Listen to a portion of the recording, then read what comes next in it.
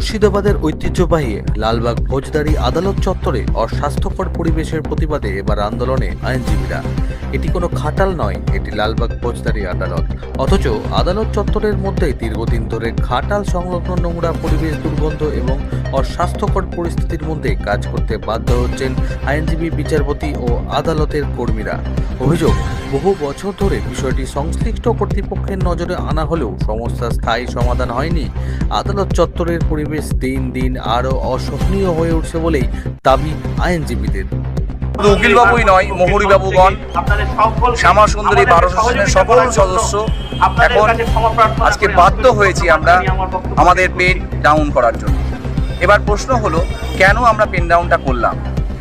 আপনারা যারা আজকে আছেন কোর্টে তারা দেখতে পাবেন কোর্টের যা পরিস্থিতি, তাতে চারিদিকে আপনি তাকিয়ে দেখুন, চারিদিকে এখানে বিচার পাওয়া বা এখানে বিচার পাওয়ানোর জন্য যদি কাজ করা, সেই পরিবেশ এখানে নেই।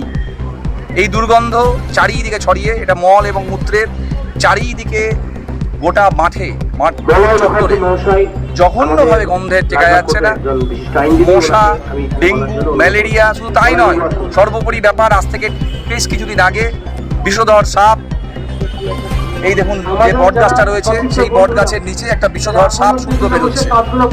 তাহলে এই জায়গায় দাঁড়িয়ে আজকে আমাদের লালবাগ সাব ডিভিশনের 8খানা থানা, প্রচুর মামলা, প্রচুর লিটিগেন্ট পাবলিক দিনে আমাদের এখানে আসেন। তাহলে তাদের যা অবস্থা, প্রতিদিন তারা এসে তাদের আইনি সহযোগিতার সঙ্গে তারা এটাও দাবি করে যে এই পরিবেশে আপনারা কাজ করেন কি করে।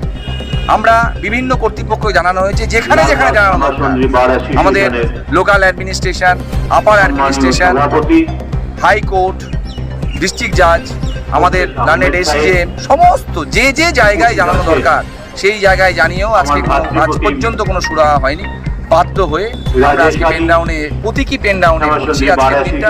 যদি আগামী দিনে কিছু সুরাহা না হয় তাহলে ডেফিনেটলি আমরা বৃহত্তর।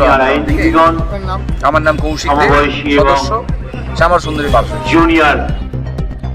এই পরিস্থিতির প্রতিবাদে বুধবার দুপুর 12টা থেকে পেন ডাউন কর্মসূচি শুরু করেন লালবাগ শ্যামা সুন্দরী বার অ্যাসোসিয়েশনের সদস্যরা। তাদের দাবি, মুর্শিদাবাদ পৌরসভার 1 নম্বর ওয়ার্ডে অবস্থিত লালবাগ ফৌজদারি আদালতের সীমানার ভেতরে থাকা খাটাল সংলগ্ন অস্বাস্থ্যকর পরিবেশ ও দীর্ঘদিনের জমে থাকা নোংরা অবিলম্বে অপসারণ করতে হবে। আইনজীবীদের স্পষ্ট হুঁশিয়ারি, আগামী 7 দিনের মধ্যে প্রশাসন ও সংশ্লিষ্ট কর্তৃপক্ষ যদি সমাধানের পথে কার্যকর পদক্ষেপ না নেয় তবে তারা আরও বৃহত্তর আন্দোলনের পথে হাঁটবেন। আপাতত 7 দিনের আলটিমেটাম দিয়ে পেন ডাউন কর্মসূচি চালিয়ে যাচ্ছেন আইনজীবীরা। এখন প্রশাসনের পদক্ষেপের দিকে তাকিয়ে সকলেই। Bureau report, Bangla. তো আমাদের দীর্ঘদিনের দাবি যে সমস্ত আদালতগুলো এক জায়গায় একত্রিত হোক, বা কম্পোজিট কোর্ট বিল্ডিংয়ের দাবি। 1996 সাল থেকে আজ পর্যন্ত সেই দাবি আমরা সমস্ত জায়গায় জানানো সত্ত্বেও সেই দাবি থেকে গেছে। যদিও বা সুপ্রিম কোর্ট বিভিন্ন সময় বলেছে যে কম্পোজিট কোর্ট বিল্ডিং প্রত্যেকটা জেলায়, প্রত্যেকটা সাব ডিভিশনে হওয়া আবশ্যিক, তথাপিও কোনো কর্ণপাত আমাদের অনারেবল হাইকোর্ট করেননি, বা আমাদের জেলা জজ বা অন্য কোনো ব্যবস্থা থেকে আমাদের তার কোনো সুরাহা হয়নি। এটা ছিল প্রাথমিক দাবি। এরপরে আপনাদেরকে আমি অনুরোধ করব যে আপনারা কোর্ট চত্বরটার একবার ছবি তুলে দেখে বলুন যে আপনার কি সত্যি এটা মনে হচ্ছে কোনো কোর্ট চত্বর, না এটা খাটাল, না এটা কোনো ড্রেনের বা নর্দমার অংশ। যদি মনে হয়, আপনি যদি আইডেন্টিফাই করতে পারেন যে এটা কি, তাহলেই আপনার আমার প্রশ্নের উত্তর চলে আসবে। আপনি পারবেন না। আমি যেখানে দাঁড়িয়ে আপনার সঙ্গে কথা বলতে লেগেছি সেই জায়গার পিছনের অংশটি আপনি লক্ষ্য করুন, তাহলে দেখতে পাবেন যে সেইখানে আবর্জনা স্তূপ। এটা পুরনো নয়, এই রোজই এ ধরনের নেশায় জমা হচ্ছে এইভাবে একটা আবর্জনা স্তূপ, যেখানে গন্ধ, দুর্গন্ধ এবং বিভিন্ন রকম জীবাণু ঘুরে বেড়াচ্ছে। এখানে যে জায়গাটা দেখলেন, যেটাকে বললাম যে খাটাল নাকি চিনতে পারছেন না, সেই জায়গাতে ডেঙ্গুর মশার উৎপাদন হচ্ছে। এবং আমাদের উকিলবাবুরা প্রায়ই বিভিন্ন সময় বিভিন্ন রকম অসুখে আক্রান্ত হয়ে পড়ছেন এবং তাদের চিকিৎসা হচ্ছে, এবং তারা দীর্ঘদিন ধরে কোর্টে আসতে পারছেন না। এই কারণে আমরা এই বিষয় নিয়েই জল জমা, এই সমস্ত যে আবর্জনা হয়ে আছে, এটা পরিষ্কারের কথা আমরা দাবি রেখেছিলাম। আমরা ইতিপূর্বে এই পরিস্থিতি থেকে নিজেদেরকে বের করে নিয়ে যাওয়ার জন্যে আমরা এখানে একটি সব ট্যাঙ্কের ব্যবস্থা করেছিলাম। আদালতের নিয়ম অনুযায়ী একজন অফিসার আছেন যিনি আদালতের সমস্ত বিষয় দেখাশোনা করবেন।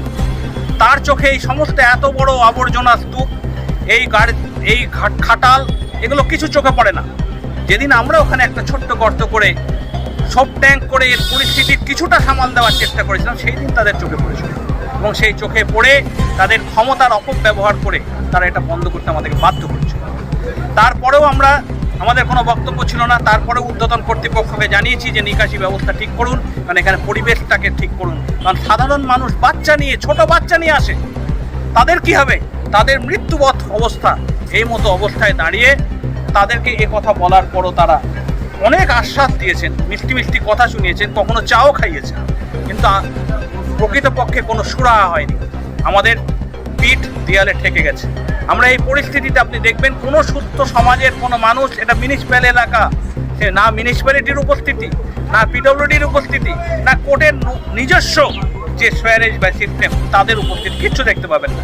মনে হচ্ছে যেন আমরা তৃতীয় বিশ্বের কোনো জায়গায় বসে আছি। আমাদেরকে যত পারে শাস্তি দেওয়া যায় সেই ব্যবস্থা ওনারা করে দিয়েছেন। আমরা এর প্রতিকার চেয়েছি। আপনার নাম?